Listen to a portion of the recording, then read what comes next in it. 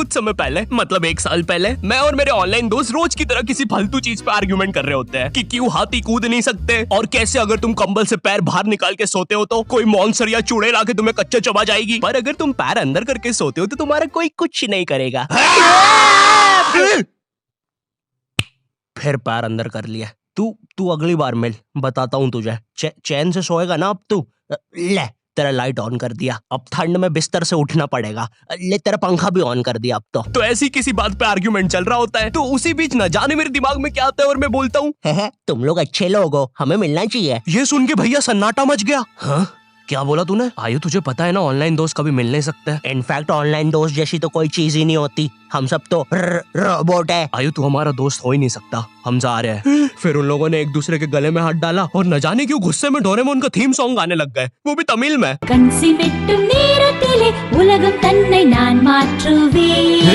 क्या? अब नहीं, ऐसा कुछ नहीं हुआ था। सॉरी गाइस, कुछ महीनों से जिंदगी थोड़ी सही नहीं चल रही है, इसलिए ऐसे जोक्स आ जाते हैं कभी कभार। खैर सरप्राइजिंगली मेरे ऑनलाइन दोस्तों ने मेरी मिलने वाली बात को सीरियसली लिया और इसी तरह हमारी Mumbai to Goa trip plan होती है जो कि दिसंबर में थी। तो अब फास्ट फॉरवर्ड करते हैं सीधा दिसंबर तक ट्रिप का टाइम। तो अब कुछ रीजन की वजह से मुझे मुंबई प्लेन की जगह ट्रेन से जाना पड़ता है। नहीं, मैं एयरपोर्ट पे फटाका लगाता हुआ नहीं पकड़ाया था, थे कुछ रीजंस, थी कि सच में थे। तो मैं रात में ट्रेन में बैठता हूँ और सुबह में मुंबई पहुंच जाता हूँ। अब जो मुंबई पहली बार आता है ना, वो ना अलग अलग चीजों को देख के चौंकता है, जैसे वड्डी वड्डी बिल्डिंग्स, वड्डे वड्डे सुपरस्टार्स। और इधर मैं जैसे ही मुंबई के स्टेशन पे उतरा, ओ बहन की एलिवेटर स्टेशन पे, वो भी भाई साहब इसको एस्केलेटर बोलते हैं। एलिवेटर मतलब आंखों पे भरोसा ही नहीं हो रहा है। मैंने मम्मी को फोटो खींच के भेजी, मम्मी एलिवेटर, वो भी स्टेशन पे। भाई साहब एस्केलेटर होता है। देखो ये हमारे स्टेशन पे नहीं होते हैं, हमें पूरा ब्रिज पैरों से चढ़ना पड़ता है। और मेरे गांव के ब्रिज पता है बादलों में होते हैं। वो ब्रिज को इतनी ऊपर होने की जरूरत भी नहीं है, उसको किसी इंजीनियर ने भी नहीं बनाया है। ये गाँव के लोगों ने मस्ती मस्ती में उसको इतनी ऊपर तक बना के आ गए हैं। अब वो स्टेशन का ब्रिज ना आउटर स्पेस तक पहुंच चुका है। साला कुली लेके भी जाओगे ना तो थोड़ा ऊपर जाके तुम्हारी कुली को भी कुली करना पड़ जाएगा।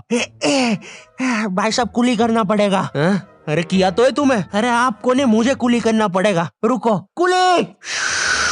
हाँ जी भैया, इन्हें ऊपर तक छोड़िया हो यार। अरे पागल हो क्या मियाँ, ऊपर तक जाना है तो स्पेस सूट किधर है तुम्हारा? और ऑक्सीजन सिलेंडर लेके आए कि नहीं? ऊपर ऑक्सीजन बहुत कम है, हम लोग क्या बहुत ऊपर खड़े हैं मियाँ। देखो यहाँ से वो माउंट एवरेस्ट भी दिखता है। देखो आज की रात तो हमें ये सीढ़ियों पे सो के गुजारनी पड़ेगी। ऊपर पता नहीं कहाँ के खूंखार जानवर घूमते हैं। और सबसे जरूरी बात, हम लोगों के बीच में मैं सोऊंगा। मुझे मुंबई से अपने स्टेशन जाने में 10 घंटे लगते हैं और फिर अपने ही शहर के स्टेशन से घर जाने में 6.25 महीने। अब तुम बोलोगे नॉट योर टाइप, तो बहुत ही विलेज पीपल है। हाँ तो ठीक है, हूँ मैं, नहीं होते हमारे यहाँ पे एक्सेलरेशन। भाई उसको एस्केलेटर। वीडियो को आगे बढ़ाते हैं। मुंबई जाने से पहले मुझे ऐसा लगा था कि वहाँ पे सब लोग मचाएंगे, येड़े चाले सीधे चाले, इस तरीके से बात करते होंगे। तो मैं भी ना फुल रेडी था। मैं स्टेशन से बाहर निकला और एक ऑटो रोका। तो सबसे पहले तो मैंने अपनी ट्रेन में खरीदी हुई 24 कैरेट आइस डायमंड चेन आगे करी। मैंने 20 रुपए में खरीदी थी, आगे अपना टाइम आएगा भी लिखा था, क्योंकि मुंबई में थे यार, थोड़ी अमीरी दिखनी चाहिए। कौन है अंबानी? है किधर रहता है वो? है क्या उसके पास? ये तो वो ऑटो वाला पूछता है किधर जाओगे? इधर मैं फुल मुंबई के स्वैग में। क्या बोलते ऑटो वाले? चाचा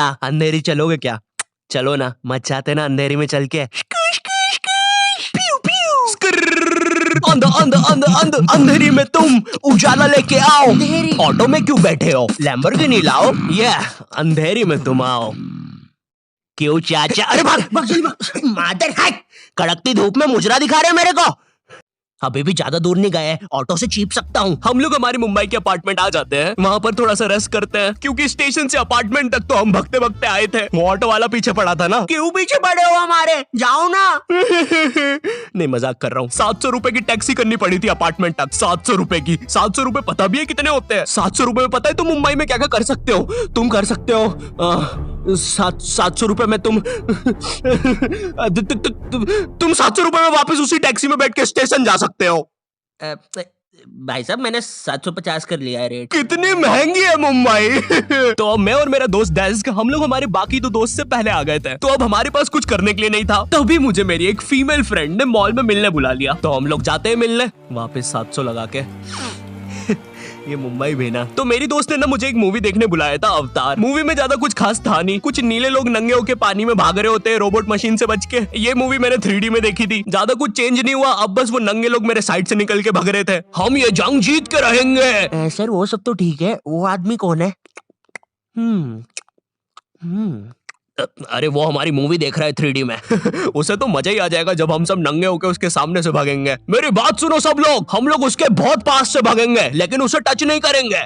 जिमी मैंने तो अपने हाथ भी गीले कर लिए सुसु से। जैसे ही मैं नंगा होकर उसके पास से भागूंगा अपने हाथ उस पे लपलपा दूंगा। चीटों से उसे लगेगा मूवी और रियल है। मेरी जिस फ्रेंड ने मुझे मॉल में बुलाया था उस दिन उसका बर्थडे था और मैं इधर बेशरम बेहया खाली हाथ गया था, बिल्कुल उस लेंडू बच्चे की तरह जो बर्थडे पार्टी में खाली हाथ आ जाता है। फ्री का नमकीन और केक दे दो बस उसे। तो ये बच्चा इधर मैं था। चीजें अभी इधर खत्म नहीं हुई है। उस बंदी ने फिर मुझे गिफ्ट दे दिया। चीजें अब सीरियस हो गई है। दुनिया का सबसे बड़ा क्राइम इधर, ठीक है इधर है, और फिर आता है किसी के बर्थडे पे उनसे ही गिफ्ट ले लेना इधर। पहले तो मुझे समझ में नहीं आया कि ये बंदी मुझे टॉन्ट मार रही है कि सच में गिफ्ट दे रही है। मुझे उस समय इतनी ज्यादा शर्म की अनुभूति और आभास हो रहा था, मेरा मन कर रहा था उठ के भाग जाऊं वहां से।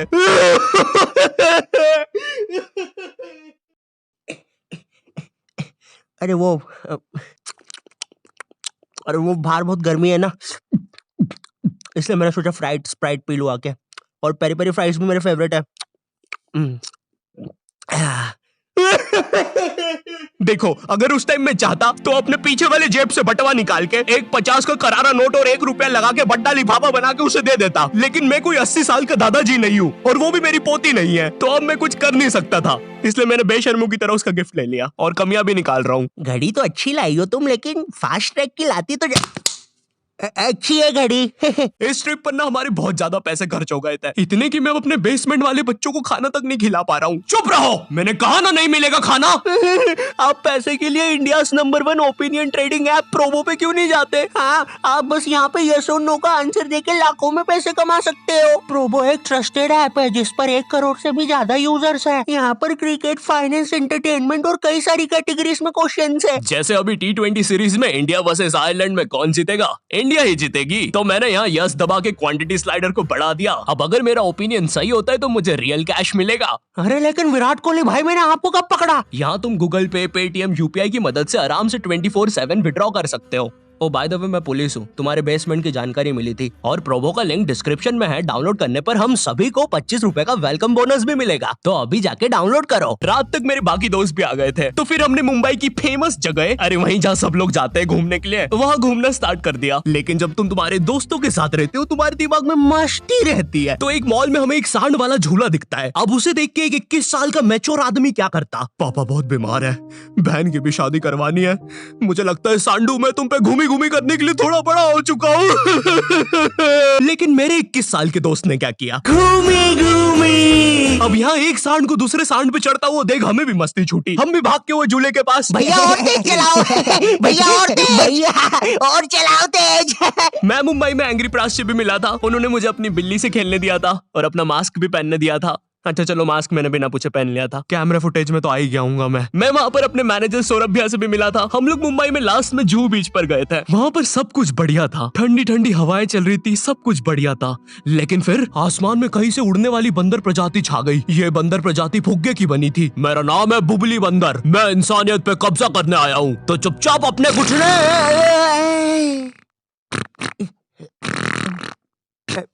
है दोस्त, क्या तुम प्लीज मेरी बुंड में हवा भर सकते हो? मुझे तुम्हारी दुनिया पे कब्जा करना है, प्लीज। मुझे कोई दिक्कत नहीं है। कमलेश, कमलेश। हाँ मैंने सुन लिया था पहली बार में। कमलेश मैं जानती हूँ हम दोनों ज्यादा क्लोज नहीं है, लेकिन इसका मतलब ये नहीं तुम एक बंदर के साथ संबंध बना लोगे। मैं जा रही हूँ। कमलेश जाने दो उसे, मैं तुम्हें उससे भी ज्यादा चीजें दे सकता हूँ। मुंबई के बाद हम लोग निकलते हैं गोवा के लिए। गोवा काफी चिल जगह थी। मैं वहाँ पर काला भी हो गया था दिन भर बीच पर धूप में भटकने के कारण। सच में वहाँ पर धूप तो बहुत ही ज्यादा थी, मतलब इतनी ज्यादा कि जमीन के अंदर से लोग बाहर आ रहे थे या अंदर जा रहे थे। कोई मुझे बताएगा ये क्या हो रहा है यहाँ पे? गोवा में तुम ऐसे बीच पे राइड्स वगैरह कर सकते हो, जैसे जेट स्की। इसमें ना तुम्हें आगे टंकी पे बिठा लेंगे बच्चे की तरह और पानी का एक चक्कर काट के वापस ले आएंगे। ये चलो ना। अरे हो गया भैया, अरे हम तो किनारे से ही वापस आ गए। इसके बाद आती है कुछ जानलेवा राइड्स, डेंजर राइड, जिसमें तुम्हें बोट से समुद्र के बीचों बीच ले जाएंगे और पतंगा बना के उड़ा देंगे। एक और चीज रहती है, जब तुम समुद्र के बीचों बीच पहुंचते हो ना, तो वो बोट वाला तुमसे पूछता है कि तुम्हें पानी में जाना है क्या। तो अब यहाँ पे जिसको तैरना नहीं आता है वो तो कुछ नहीं बोलेगा, लेकिन उस समय मेरे दिमाग में पता नहीं क्या चल रहा था कि मुझे पूरे गोवा के एक्सपीरियंस लेने हैं। मुझे तैरना नहीं आता है, मैं उतर गया समुद्र में। शुरुआत के 3.25 सेकंड तो कुछ भी नहीं हुआ, फिर पानी मुझे नीचे खींचने लगता है। ये तो कुछ भी नहीं, अब मैं बोट से भी दूर जा रहा हूँ धीरे धीरे। भैया भैया भैया भैया घंटा नहीं सुन रहा मेरी बात, मेरी इधर फटी पड़ी है, मैं कुछ भी चिल्ला रहा हूँ पानी में। भैया बीमारी है मुझे, ले लो ऊपर। भैया मैं माँ बनने वाला हूँ, ऊपर लो। उस समय कोई दूर से शार्क वार्क भी देख रहा होता ना तो उसे भी दया आ जाती। ओए बच्चे को क्यों परेशान कर रहे हो बे? चलो ऊपर लो इसको, खा लूंगा वरना इसे। चलो बेटा ऊपर चढ़ो तो। हाँ चलो चलो। जैसे तैसे वो बोट वाले ने मेरे को ऊपर लिया। अरे भैया क्या बच्चे ऐसे चिल्ला रहे थे? स्विमिंग सिखा रहे थे तुमको? अच्छा समुंदर में वो भी? तेरे को ड्राइविंग सिखाने का बोलता तो तू तो रॉकेट में बिठा देता मेरे को, पागल। सबने ना मेरा बहुत मजाक उड़ाया कि पानी में गया बच्चों जैसा रो रहा था, लेकिन वो कहते हैं ना सबका टाइम आता है। हम लोग ना उसके बाद एक बनाना राइड पे जाते हैं जिसपे तुम्हें एक बनाना शेप चीज पे बिठाते हैं और उसे नाव से खींचते हैं और बीच समुद्र में ले जाके फेंक देते हैं। तुम्हें पहले नहीं बताएंगे कि तुम्हें फेंकने वाले हैं। उसने हम सबको लेके गया और फेंक दिया। अब सब मुझसे भी गंदे रो रहे हैं पानी में। भैया हम मर गए। पीछे लाइफ गार्ड आ रहा है। और भैया इतनी दूर जाओगे तो सच में मर जाओगे। मेरे पास क्लिप पड़ी इधर सबकी रोते हुए, मैं लगा दूं।